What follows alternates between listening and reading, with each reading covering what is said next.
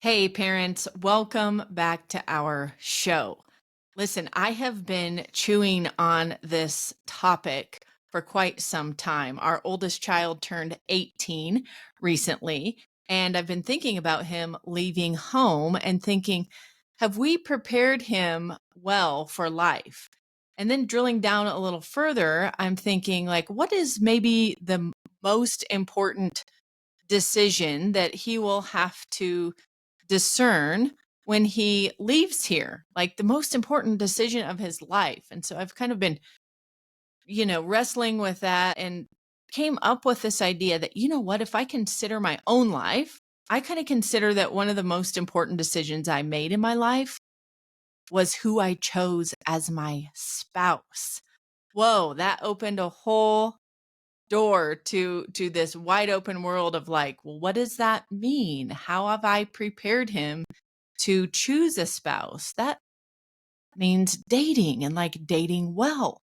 So I immediately went to my internal Rolodex. For those of you who are young, you're not going to know what a Rolodex is, but I went to my list of contacts, let's just say, and some new friends popped into my mind. I'm like, the Grubers. I've got to have Crystal and Joseph on the show because this is a married couple who have 6 kids and delight in talking about dating and dating well. And because this is such a topic that does not get talked about much in family life, it feels like all of a sudden you have feelings for someone and then you're just, oh, we're dating. And then you don't even know, like, did our parents tell us anything about this? What are the rules? You don't know. And you're just in it, the hormones, the emotions. And then you can go down a pretty, intense path with that. So, welcome to the show, Crystal and Joseph.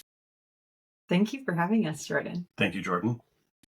Yes. So tell our audience, why is it that this topic of dating and dating well is something that you are so passionate about that you have kind of launched this coaching course and you're out there speaking to the masses about dating and dating well. Where did this come from for the two of you? So, I have a cheeky answer. We actually started a marriage ministry a year and a half ago, and then we realized that marriage rates are plummeting. So, my cheeky answer is so that we have business in the future. We hear about dating. I love But, it. but more seriously, as we work with married couples, something that we've noticed is how they dated impacts their marriage significantly. Mm. Patterns and ways of relating to each other that were established in the context of their dating relationship bleed into their married life. And so if a couple dates really well before they're married, they're setting themselves up for more long-term success. And the more that I've learned about that, the more I've learned about that, I thought, I think it's really important for people to know this because they don't, and people to know what Hmm. are the things you can do in dating to set yourself up for a happy, lasting marriage. I So think for good. me, uh, for many years, I was a Catholic missionary on college campuses. And I used to ask the men who would be dating women or interested in dating in women, I would ask them, where did you learn how to date? Like, what example are you looking to as you're pursuing this woman or desiring to pursue this woman? And for the first few years that I was on campus, the answer tended to be the television show Boy Meets World, which is not a Oh, great example, but it is an example, right? You know, you have Corey and Topanga, you have Sean Hunter, who is dating a different girl every week. So, you have some example of the relationship between the two sexes. And then after a few years, I would ask men the question, well, where did you learn how to date? And they went from saying Boy Meets World to not having an answer. mm. And that became sort of alarming to me because I faced this in my own life. I didn't know what I was doing in my first few romantic relationships. And when I started dating Crystal, I told her, I don't think I did a great job in other relationships. I'd like to do a better job with you, whether we get married or not. I'd rather just try to do a good job. So I sought out advice from mentors, from friends, from people who were a little bit further ahead than me, who were a lot further ahead than me. And I think I pursued Crystal decently well. I would agree that he did. not to toot my own horn, but there were lessons that we learned. There were things that we were trying. There were conversations that we were having that I would note. These aren't the things going on in most of the relationships we're seeing right now. And they could be. These are things that I didn't know and did learn. So that means it's a teachable thing. Well, and I think the other thing is, for a long time, whenever we would hear talks that people would give about dating, so couples that were like on the Catholic circle, maybe chastity circuit, or just on the speaker circuit, they have these really wild stories of like how they came to know that they were each other's spouses. And they're beautiful stories of God's generosity and all kinds of wonderful things about God. But they're not imitable. And they're not most people don't have love stories that work like that. And I felt like our love story is actually kind of imitable, and it's not like, doesn't have like the magical fairy tale feel, but it does have the like, oh, wait a second. I mean, there are magical fairy tale elements. There you go. But they're not inimitable. Right. Yeah. So these would be things, also with the sense of like chastity speakers and the like, they often focus on what not to do. And it doesn't really fill in the blank about what people ought to be doing when they're interested in the other sex romantically. Like, as you mentioned, hormones are at play. What do you say yes to? What do you say no to? What is going on?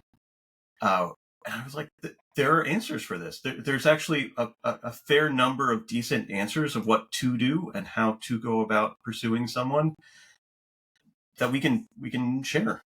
Yes, thank you for this. I just love to hear that you're saying like, yeah, you can watch the movies, the television shows, you can listen to the like wild stories of how I knew you were going to be my person. But when you get down to the brass tacks, like people need practical advice and a little bit of framework for dating well. And not just like you mentioned, Joseph, what not to do, because in a lot of our cases, I think our parents, talked about dating from the perspective of what not to do or how to avoid the ultimate consequence, just don't get pregnant, or, just make sure that you don't say, I love you, because then she's going to be attached for life. It was all of the what not to do. And even, in parenting, we try to stress for parents when kids are at a young age not to point out what not to do, because that's the one thing they go doing. Right. But they don't hear the instead, not, they hear yes, the activity. yes. And so the same goes for dating, right? Here's what we can do, and here are some of the things that you want to avoid, and this is why, right? I think if we don't know the why behind why someone's telling us to do something, we're not going to do it. And this is a huge thing too, to understand the why of dating, right? Like, if you understand the purpose of dating is to find someone you would want to build a life with, to raise a family with, that's a very different thing than finding someone who meets all of my emotional needs all of the time, which is what some people unspokenly are probably looking for. It's also a very different thing looking at marriage from a Christian context versus a secular context. Like, the Christian context is, we are disciples of Christ. We are following him. He is actually our fulfillment. And that's where everything else flows from. And so my interaction with everyone, including the person I'm romantically interested in, is coming from the fact that I want to learn how to love this person well. And particularly with the sacrament of matrimony, you're looking for someone you can love well, and someone with whom you can love the world well together, to be on mission with your spouse. And if you have that in mind, suddenly a lot of the things that you think are really important about finding a spouse maybe are less important, and some things maybe you weren't considering become more important. Yeah, something that's really interesting to me, at least in the context of the Catholic Church, is the sacrament of matrimony is ordered towards the salvation of other people's souls. Baptism is for the salvation of my soul. Mm. Reconciliation, the Eucharist is for my soul, but marriage is for the salvation of other people's souls.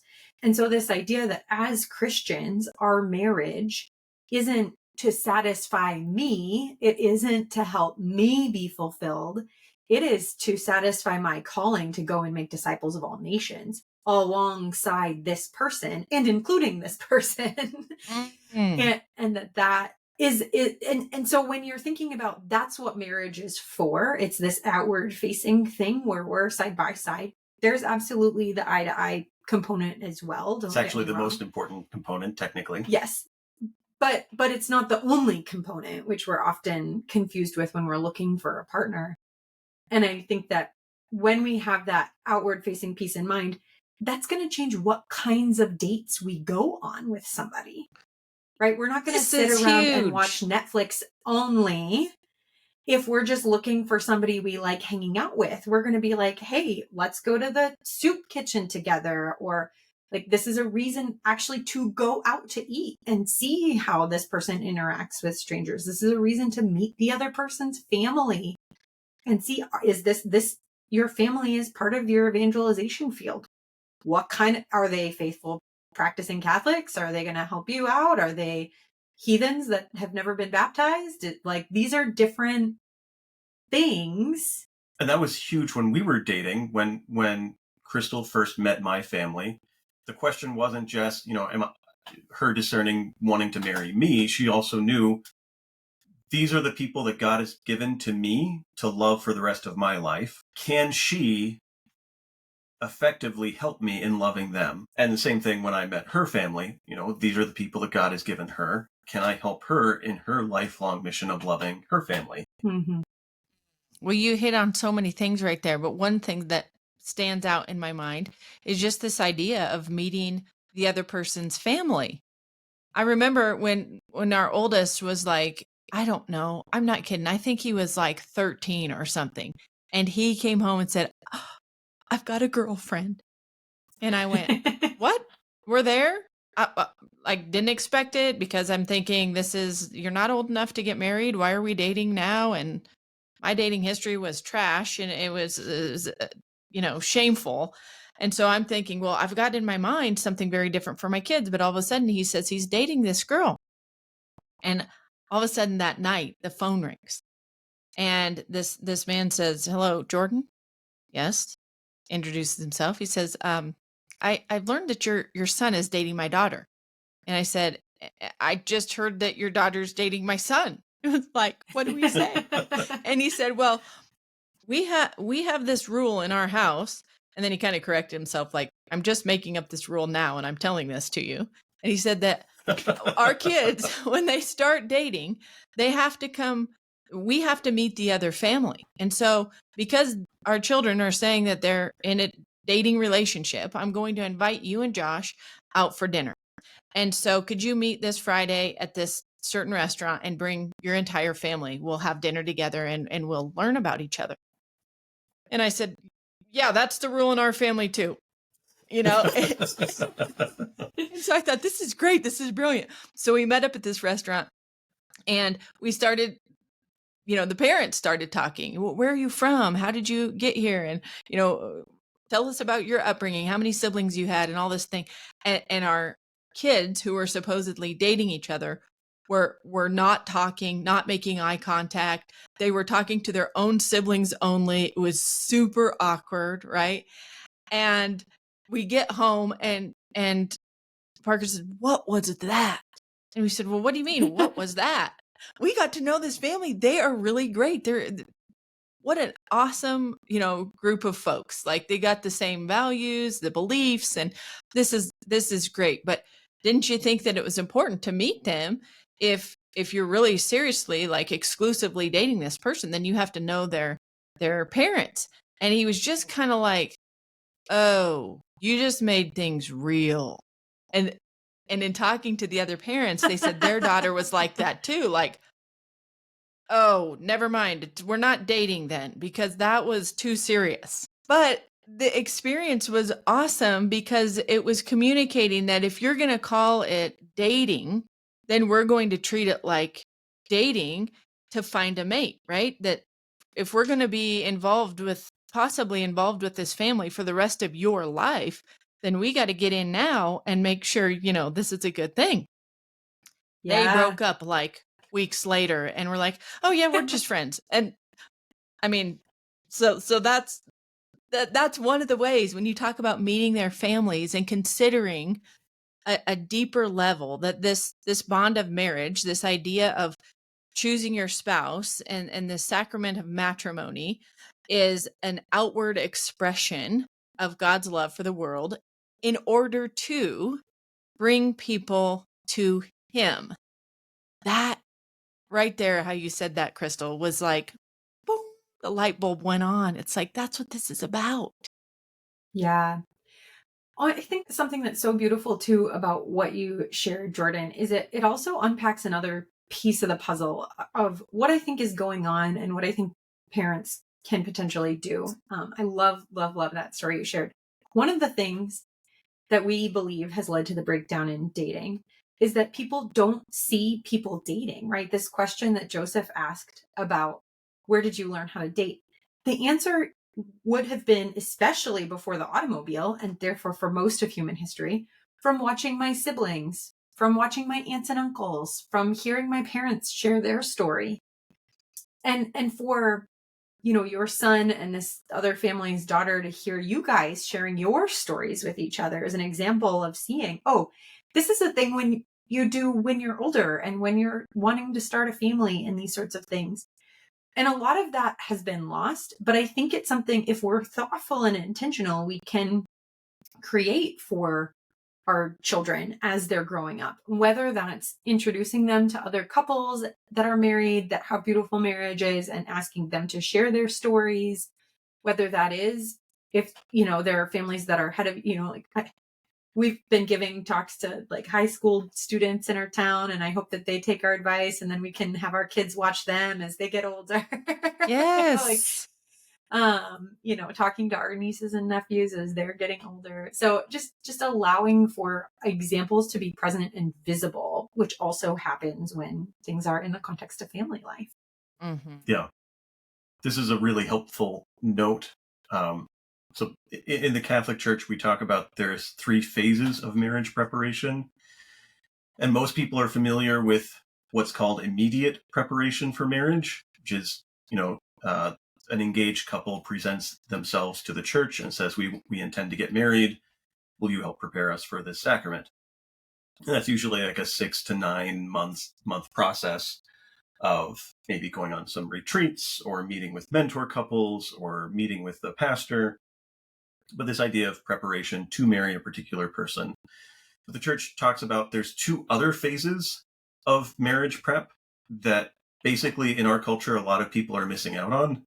And the first of which is called remote preparation. And that comes from seeing a healthy marriage in your own home, in your own neighborhood, in your church, to see good marriages. So mom and dad being together, loving each other well, that forms the children. Mom and dad introducing other families where the mom and dad love each other well, that forms the children. Taking in stories of beautiful marriages, that forms the children. And so that's an element that I think a lot of us missed out on, either in whole or in part.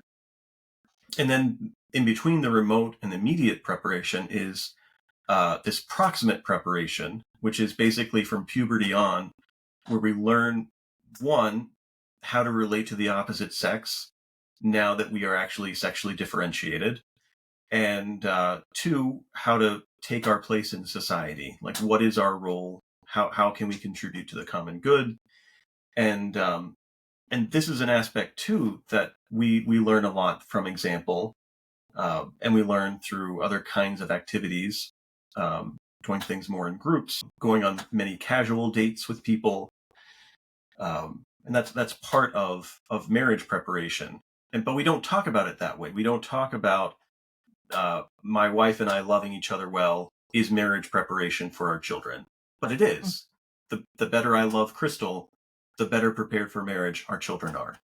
This is when our kids complain because we're going out on a date night and they're having a babysitter. We say, you're welcome. That's You're welcome that right. we like spending time together. You're welcome Yes. that we are investing in our relationship. Yes, thank you for sharing those 3 levels of preparation for marriage, because I think, it's so important for us to realize as parents that even when our kids are young, that the way we love each other, the way we relate to each other around the house, they're picking up on, and they're going to carry that into their dating relationships, right? And so, um, being intentional about dating each other and leaving the home and letting your kids know this is a date night, and this is why we Yeah. do this helps. Well, and how scary it is. We've been doing interviews of Catholic singles recently, and I've been interviewing these Catholic single men, and some of them they say they didn't have a great example of marriage from their parents. I'm like, okay, did you have any good examples of marriage? And they're like, not really. It's like, what? Why do you want to date? Why do you want to get married then? If the people that you know who got married are miserable, Mm, like that's a big deal, and that's going to affect how they're dating unless they take steps to rectify that. Mm-hmm. Yeah. And we talk about how our role as Christians is to get to heaven, to help people around us get to heaven. And I think what we often don't realize is how the environment that we create, like for those men who didn't have a good example, their parents created a little hell in their home. And so that's something that I think about a lot is my tone of voice bringing heaven here, or is it bringing hell here? mm, Is the way that I'm moving about the house and taking care of the house, am I grumbling about having to sweep the floors again? Or am I grateful for the floors that I have that I get to sweep again? And that these things make our home feel like a taste of heaven, or mm. they make our home feel like a taste of hell. And Yes. that forms our children when they're really young. And so Mm, being really attentive to that, and of course, how we speak to each other as husband and wife, again, makes a really big impact. And mhm, so, for those parents out there that even have really little kids that you're like, I'm not going to talk to my kids about dating right now, knowing that the kind of like mood, for lack of better words, that is created by how you interact with each other as spouses is forming them for their future marriage already. yes. Yes. Totally. Amen. And if you're listening and you're thinking, "Oh, no, there is a little bit of hell happening in my house. I don't even know how to get out of it. My husband and I don't even date each other well," or you're going, "I haven't pursued my wife in years. Like we've been in the thick of raising kids." It's never too late, right? Yeah. To Amen. reconnect, even if it's awkward, you go, "We didn't do a great job of dating each other. Now we're married. Now we have this family. How do we date well within our marriage to keep the spark alive and to model for our kids that it is important to prioritize your spouse? That is the most important relationship under your relationship with God that needs to be well taken care of." So there are ways to do that. And yes, it feels clunky at first, but it's worth doing instead of looking back and going, "Oh no, that was 20 years of hell in my home." You can say, once I learned about this, I made a commitment to make a change. So I want to hear from you guys. What are some of the tips that you give young adults for dating well? And maybe not even tips, but just like ideas or a deeper thought for them to have when it comes to pursuing someone. Yeah. So one of the things that we're seeing in Christian circles where people really want to take marriage seriously, they want to date with marriage in mind. They then connect it in their head something along the lines of, and they don't usually articulate it like this to themselves, but something along the lines of, well, then I don't want to date somebody if I couldn't marry them. But Okay. here's the And they might thing. even go further. They might say, I'm only going to date them if I will marry them. And so this puts you can't know you want to marry somebody if you haven't dated them. So now we're stuck in this cycle. And when we're in also dealing with a generation of young people who have like decision paralysis as it is, it becomes an unbearable weight, and first Mm, dates there's way too much pressure on first initial dates, and or even asking someone out on a date. And so what I like to say is if you want to take marriage seriously, take early dating less seriously. And Ooh, we have okay. Yeah, and we have a couple of very specific ways to go about doing that. So, do you want to talk about the things a first date should be, Joseph? Oh yeah, so a first date. A lot of people are confused about this. It's easy to get confused. Some people think that it should be an ultra romantic gesture. Some people think that this should be the make it or break it moment where all the decisions have to be made and you have to talk through all of the potential problems. It's like, no, a first date can be a low stakes, low commitment, low cost, hopefully in person, although in this day and age, doing something over Zoom or FaceTime might be where people are at, depending on where they're living in the country. It should be an event. It should be something that's of a limited amount of time. And it should be pretty much for the sake of getting to know the other person in order to know if other dates would be called for. And this is where we probably get the most pushback, it should be initiated by the man. So I could break all of those down, but the one that seems to be the tricksy one is the initiated by a man. Do you want to attack that one? Yeah, so a couple of things with that. One is I say to women, it's not because you can't ask a man out on a date. But if you want a man who is going to lead you, which most Christian women that I talk to, that is what they want. They want a man who's going to lead. Don't start by being the leader. Oh, yes. Women that I have talked to who initiated initial dates and then married that man later are complain about how he doesn't lead and he doesn't initiate. And it's like, well, you never, ever, ever let him. So why did you think he was going to start after the wedding bells? Rick. You never not even let him. You never found out if he was going to. Yeah. Yeah. Right. Now, gave him the opportunity. Yeah. Now, this doesn't mean things are like totally out of your hands, ladies, right? Like there are ways to express interest. And one of the things I like to remind women, and I have yet to meet a man that denies this, is women, when you express interest in a guy, if he's not interested in you, he won't notice. It's true. True. And if you Very true. express interest in him and he is interested, hopefully that will give him the encouragement that he needs to ask you out on a date. And let's be frank, if he wants to ask you out on a date and you're not interested and you're not showing interest, he might ask you out on a date anyways. And this is what I have to say to you, ladies, is if he's asking you on a low stakes, low commitment, short amount of time date that's going to be inexpensive, and if he's specific about that ask, if he's like, hey, could you meet me at this coffee shop for tea on Saturday at 3? Say yes. Oh, yeah. It should be in public. Did I leave that one out? Maybe. That's definitely something that should. So this is a weird thing. People don't know what dates are anymore. Yes. They think inviting someone, if they're in college, inviting them back to the dorm or inviting them into the apartment or the house, that's a date. It's like, no, that's weird. Don't do that.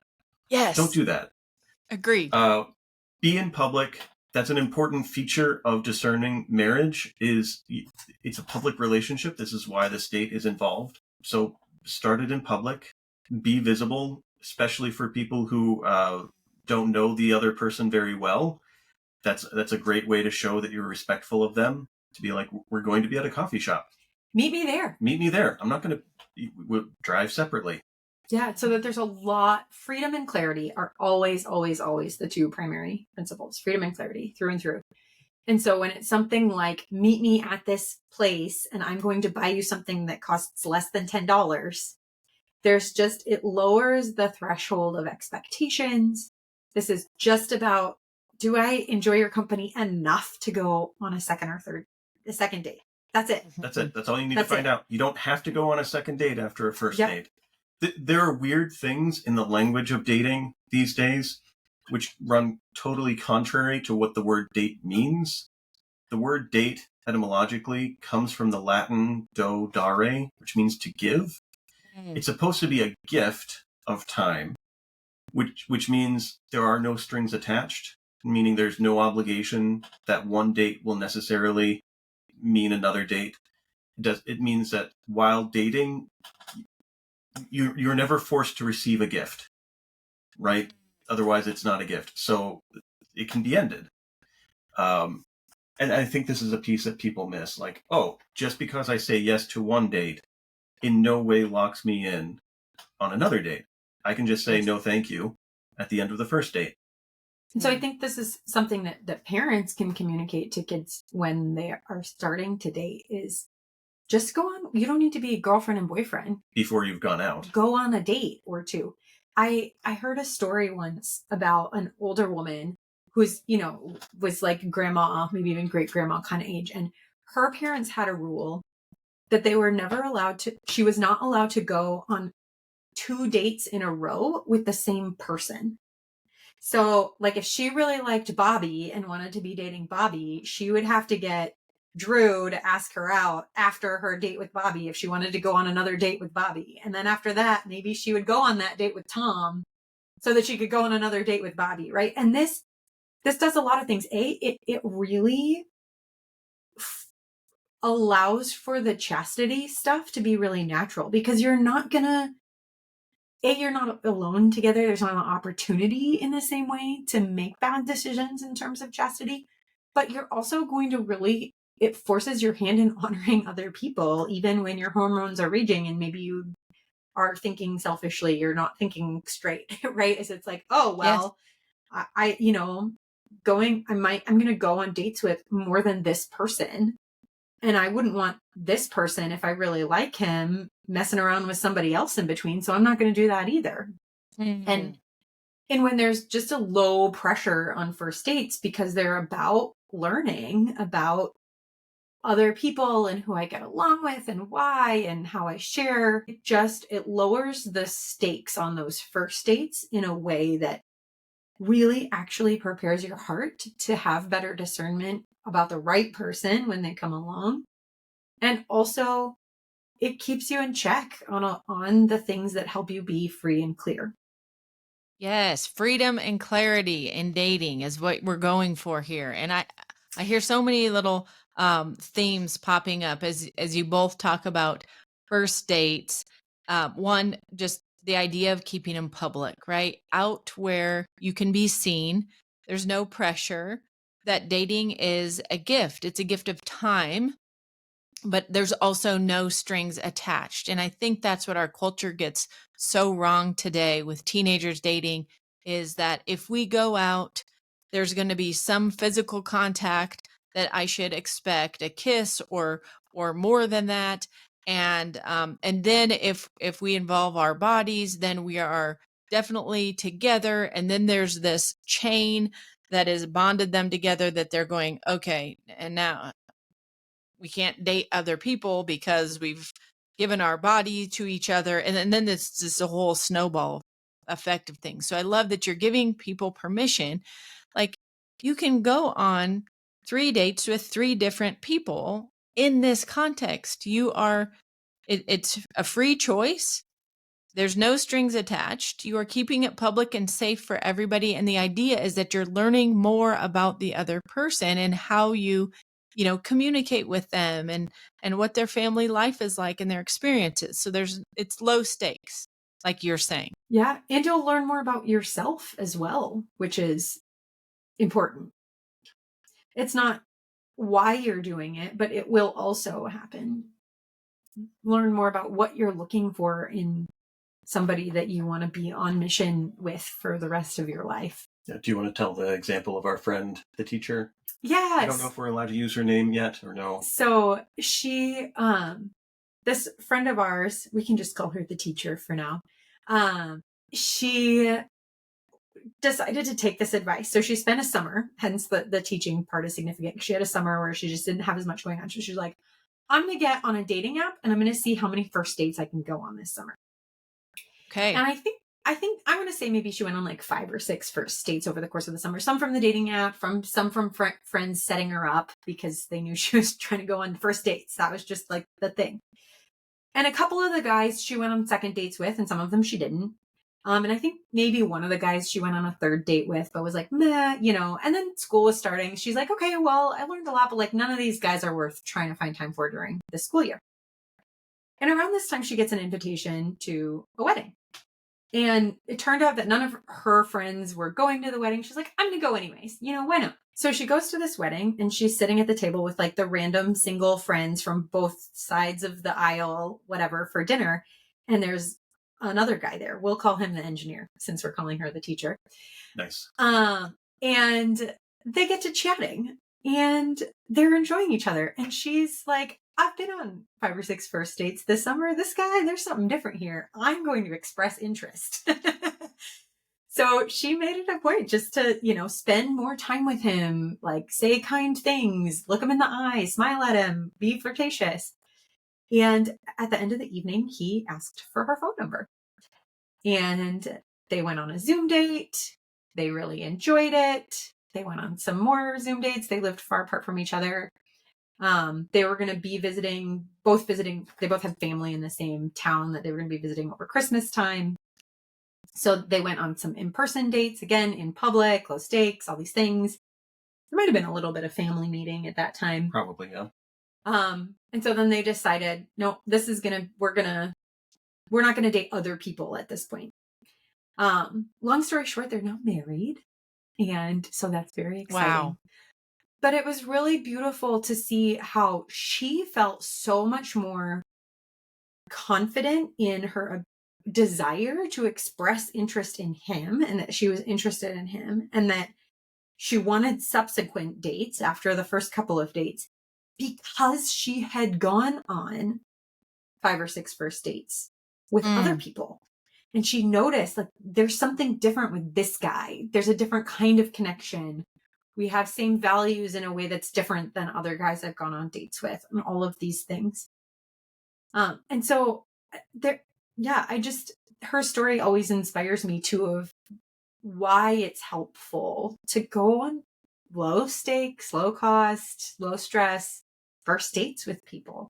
And another thing too with that was like, if guys were just like chatting with her on these online platforms and not asking her on a date, she was like, move on, bye. Like, yes, this, like, you don't develop a relationship by a text message. It's just not good. And even there was 1 or 2 of the guys where that happened more. And she was like, why did I even do that? It was not helpful. It was a waste of my time. And I like started to, it made things more difficult.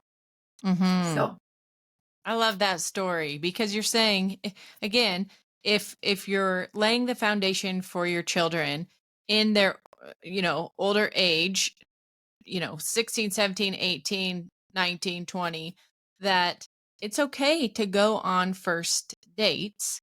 And this is what they should look like. And this is what the objective is to find out how you feel when you're in the presence of them. Find out if you're able to expand on conversations or if things just kind of fall flat when you try to speak face to face. Are they in their phone all the time and not giving you attention right off the bat?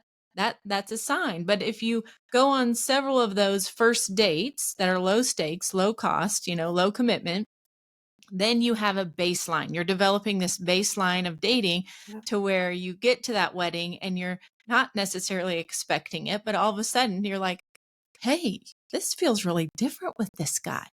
Then okay, I'm getting closer to that yes, to the person or to that decision that I'm going to make that may impact my life forever. And so I've developed this kind of runway for myself to recognize that this is special, this is different, I should pursue this in a different way. Would expect, this is a guess that's coming to my mind as I'm hearing you speak, Jordan, is that as a parent, if you're watching your kids do this, you're going to see something different in them, right? Like they're going to come home from this date and be more excited than they are on this other date. And you're going to be able to point that out or ask questions to draw it out and help them discern. Whereas if there's like, you can't date anybody unless you're getting married, then now you've closed the door on yourself as a parent to be able to help them discern. Whereas if there's boundaries and guidelines around what first dates are, then now you're being invited into helping with that process and helping with, oh, I see that you've been going on a lot of dates with Susie lately. Tell me more about that. Like, where's this going? Yes, great advice. I love that. You know, we there's so much to unpack here, and we could just go deeper into this, and we might have to do a part two because I have a feeling once parents start hearing this, they're going to ask a lot of questions, more practical questions about like, okay, you know, what kind of like baseline conversations do we want to have with our kids now, and then what kind of rules do we want to put in place, and then how do we prioritize this for our kids? So I'm just going to earmark like part two is coming soon. But I Love want it. to yeah, I want to recap a couple things. One, for me, what I learned is, you know, one of the things I've been telling my kids is like, no, we're not going to date people until you're like 18, because what's the point?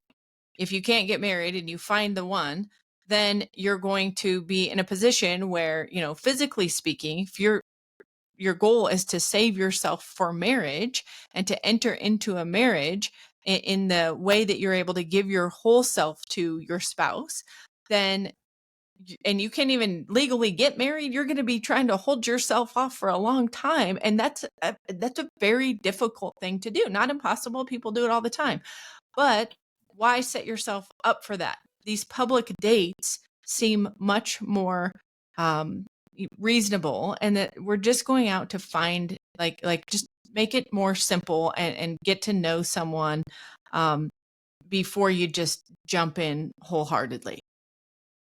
Yeah.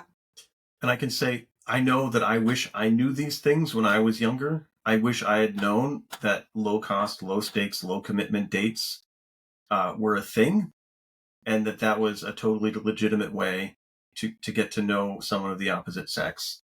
I wanted to know how to love rightly. I wanted to know how to pursue a woman with purity and nobility and a sense of the grandness of what was going on. Uh, but I didn't always know what that looked like.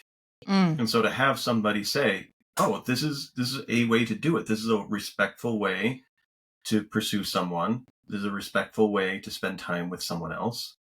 And I think that for those who are, 18 or under, or maybe even 20 or under, keeping dates just generally low cost, low stakes, low commitment in public, it's just a good way to go. And I will add, because this probably needs to be added for that crowd, is and not having communication in between dates. So if there's like a desire for multiple dates, like don't text in between, don't call in between, only except with the exception of logistics for the next date. So that the getting to know of one another is in that context, the real full person, where you're like seeing their body language, where you're seeing if they look you in the eye or not, these things. I know you said you were going to recap, Jordan. There's just like there's like another thing that I think is maybe worth saying now. Let's go for before it. It's that one thing that we emphasize, no matter the age, the importance of having authentic friendships with people of the same sex as yourself.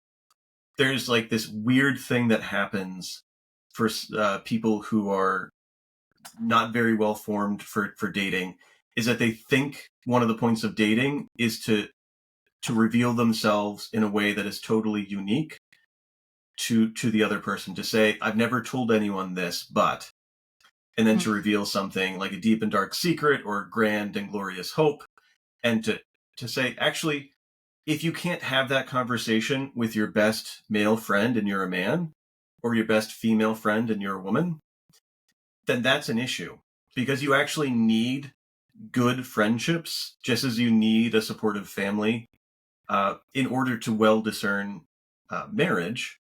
So one of the signs of that is that you've been able to have these conversations of great intimacy with people of the same sex. So you're not looking for that kind of affirmation from the opposite sex. Yeah, and I think that can be another boundary for parents is, if you don't have good relationships with your same-sex peers, then you're not ready for dating.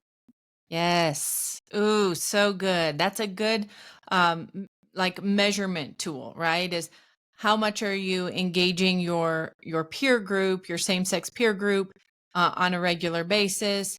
How close are you to them?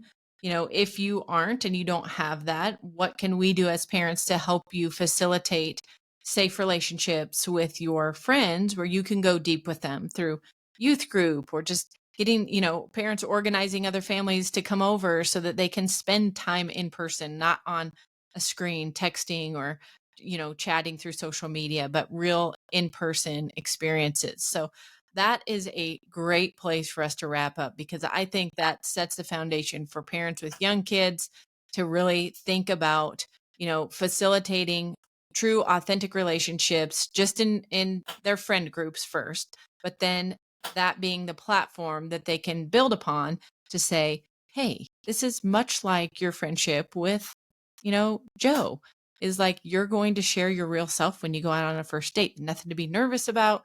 You've already done this with other people. You're just going to show up and be you for the purpose of gathering some information and kind of checking the vibe to see how you're feeling about this person with no major commitment.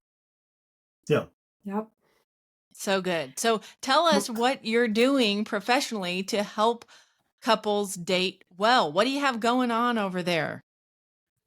So at the time of the airing of this podcast, we'll have launched our 12-week dating program for 22 to 35-year-olds. That's called Save the Date. So that... Cute, right? Yes, so cute. Save the Date dating course. Yeah, and we also have done in-person dating retreats as well. So those are things that we hope to kind of do a couple times a year, here, there, and everywhere. So that's what we like to do for, the adults that are not yet married. And then we also work with married couples to help them find more depth in their faith and more intention in their sort of unified mission as a couple. Yeah. So we've got a website, ouroutpost.org. We've got a couple of podcasts. One is more generally for just any Catholic Christian, called A Word from Our Outpost. The other one is for married couples, called Love Your Marriage. Yeah, but you can find our podcast as well as our other work on our website, ouroutpost.org. So good. All these links are in our show notes. So just scroll down below this episode and you will find quick links to access Joseph and Crystal Gruber and everything they have going on, the goodness, truth, and beauty over at ouroutpost.org. And on that website, if you want to talk with one of us, you can sign up for a 45-minute slot to talk with me or to talk with Crystal. Especially, if you're interested in continuing this kind of conversation, we'd love to talk with you. If you want to talk about how we can help support marriages, love to talk to you about that. But that will be on our website as well. Yeah. I highly recommend you consider booking an appointment with one or the other of these lovely folks, because they, in my opinion, have the corner on dating, marriage, and family life. They're married, they have 6 children, and you could hear them a little bit in the background. And it's so lovely because it's the natural buzzings and happenings of family life when you're on a podcast and recording from home. So it was beautiful to get a glimpse into your world, Grubers. And also thank you for what you're doing to help inspire us parents to give a message of hope to our kids about dating and married life, and to remind parents that you don't have to be afraid of your kids dating, but there are some certain ways that you can help them date well to save their souls, to save them from a lot of regret and shame. And that if they want to know more, they've got access to you at ouroutpost.org. Thank you so much, Joseph and Crystal. Enjoy the rest of your day. Thanks, Thank you, Jordan. You too. And guys, I'm going to catch you on another episode of the Families of Character show real soon. Always coming back to you with whatever it is that you have on your mind and heart that would help you to grow as a parent, to grow in your marriage. So reach out to us if you have topics of interest that you would like covered on our show. You can do that by emailing hello@familiesofcharacter.com. Take care.